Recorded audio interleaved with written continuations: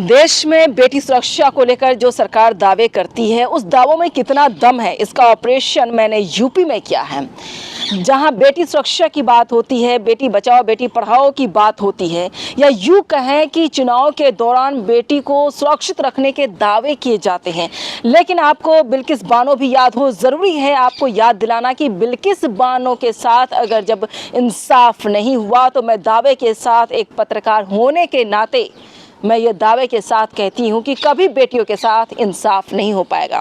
लेकिन बिल्किस बानो की कहानी बहुत ही पुरानी है, बहुत ही ऐतिहासिक है। और मैंने ये कहा था कि जब देश के प्रधानमंत्री या देश के गृह मंत्री किसी भी देश में जाकर, किसी भी राज्य में जाकर, किसी भी जगह जाकर, किसी भी मंच से जब बेटी सुरक्षा की बात करेंगे तो उनके दिमाग में एक सवाल ज़रूर आएगा कि वो सवाल ये कि क्या बिल्किस बानो के साथ इंसाफ हुआ, क्या बिल्किस बानो को इंसाफ मिला उनके लिए। लेकिन मैं दावे के साथ बार बार यही कहती हूँ कि देश के प्रधानमंत्री, देश के गृह मंत्री किसी भी राज्य में, किसी भी देश में जब बेटी सुरक्षा की बात करेंगे तो मैं बार बार यही सवाल पूछूंगी कि क्या बिल्किस बानो को सुरक्षा दी गई, क्या बिल्किस बानो को इंसाफ मिला? शायद नहीं।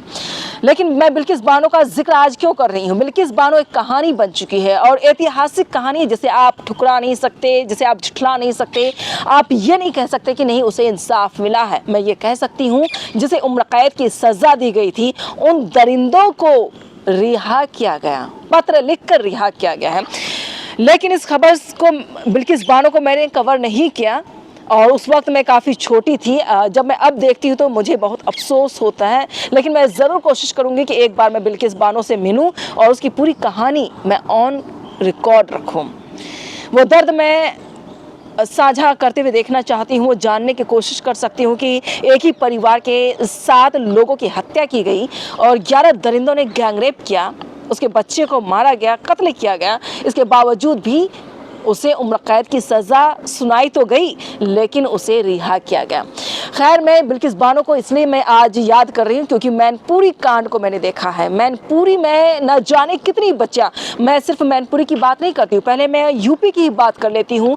मैं आपको बता दें, यूपी में जो आरटीआई की रिपोर्ट आई, उस रिपोर्ट में एक साल में 365 दिन होते हैं। 365 दिनों में 3600 से ज़्यादा बच्चियाँ लापता होती हैं, मानव तस्करी का शिकार होती हैं, उनके साथ अवैध संबंध बनाए जाते हैं, उन बच्चों के साथ रेप किया जाता है, उन बच्चों को सेल किया जाता है, बेचा जाता है। उन बच्चियों को बेचने के साथ मैं आपको बता दूं, किसी के घर में काम बाई के तौर पर करवाया जाता है, या फिर आपको ये भी बता दूं कि उन बच्चों को कोठे पे रखा जाता है, पर उसके धंधा करवाया जाता है।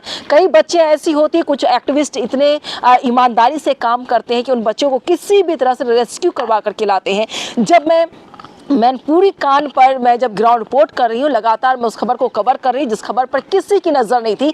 कुछ चैनल हैं, एक चैनल नेशनल चैनल है, नाम मैं किसी चैनल का नहीं लूँगी, उसमें सोशल मीडिया के ज़रिए 5 मिनट की खबर चली थी। वीओ के ज़रिए जो जर्नलिस्ट हैं उनको पता है कि वीओ का मतलब क्या होता है, उसमें कोई एंकर नहीं दिखती है, सिर्फ उनसे आवाज़ के ज़रिए वीओ मतलब कह सकते हैं कि खबर जो है वो रिकॉर्ड किया जाता है और उसको विजुअल के ज़रिए दिखाया जाता है। तो एक पत्रकार वीओ का मतलब जानते हैं बखूबी।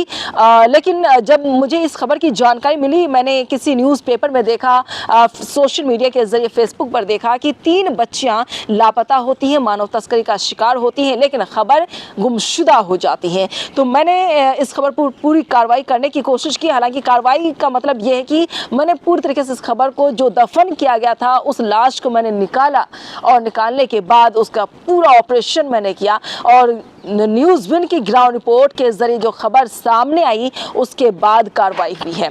और मुझे फख्र है कि पत्रकार होने के नाते मैंने अपनी ईमानदारी, मैंने जिम्मेदारी निभाई और मैनपुरी कांड यानी रामपुरा से जो गांव से जो 3 बच्चियां लापता हुई, उनका सुराग भी ढूंढा गया, उन पर कार्रवाई भी हुई और 3 लोग अभी जेल में हैं जो आरोपी हैं और 2 नाबालिग बच्चियां जो हैं, एक गर्भवती हो गई हैं क्योंकि 45 दिनों तक उसे बंधक बनाकर रखा गया था, और एक बहन यानी एक सगी बहन जो है 16 साल की नाबालिग बच्ची है, वो अभी भी लापता है। मेरी एसपी से बात हुई, उनसे मैंने जानकारी दी कि अभी भी एक बच्ची लापता है, उनको कवर किया जाए, उन्हें लाया जाए, लेकिन अभी बरामद नहीं हो पाई है। जो बच्ची 14 साल की है वो गर्भवती है।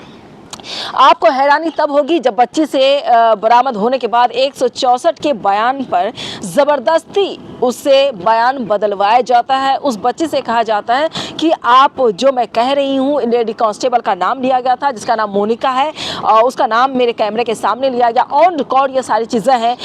उस बच्ची ने साफ बताया कि मैडम वो लेडी कांस्टेबल जो उसे मना किया था, इसलिए मैंने बयान में ये कहा कि मैं मेडिकल नहीं करवाऊंगी, जबकि बच्ची के पिता बार बार कोशिश कर रहे थे कि नहीं, बच्ची का बयान 164 में दिया जाए तो सही बयान दर्ज किया जाए, लेकिन सही बयान दर्ज नहीं हुआ। जब ग्राउंड रिपोर्ट पर मैं पहुंची, न्यूज़ विन की रिपोर्ट मैंने ली, न्यूज़ विन ग्राउंड रिपोर्ट पर पहुंचा, उसके बाद सख्ती बरती गई और उसके बाद फिर से मेडिकल करवाया गया, जो कि मेडिकल नहीं करवाया गया था। और बाद में रिपोर्ट के जरिए ये भी पता चला कि बच्ची गर्भवती, हालांकि पहले ही हम लोगों ने मेडिकल के लिए बोल दिया था उसके पेरेंट्स को कि आप मेडिकल करवाएं, बच्ची गर्भवती हो सकती है। तो सच वही हुआ कि बच्ची गर्भवती है, 56 दिन से ज़्यादा हो गए हैं।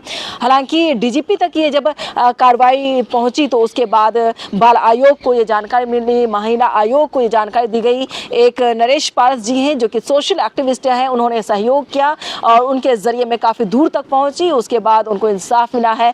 अब डीजीपी तक जब बात पहुंची है तो वहाँ पर ये देख सकते हैं कि 5 अधिकारियों को पत्र भेजा गया है और अब पॉक्सो एक्ट के तहत कार्रवाई की जा रही है। पॉक्सो एक्ट के तहत कार्रवाई के साथ साथ सख्ती भी बरती जाएगी। अब देखना होगा कि क्या उम्र कैद की सज़ा उन दरिंदों को मिल पाती या नहीं मिल पाती, लेकिन 3 लोगों को गिरफ्तार कर लिया गया है।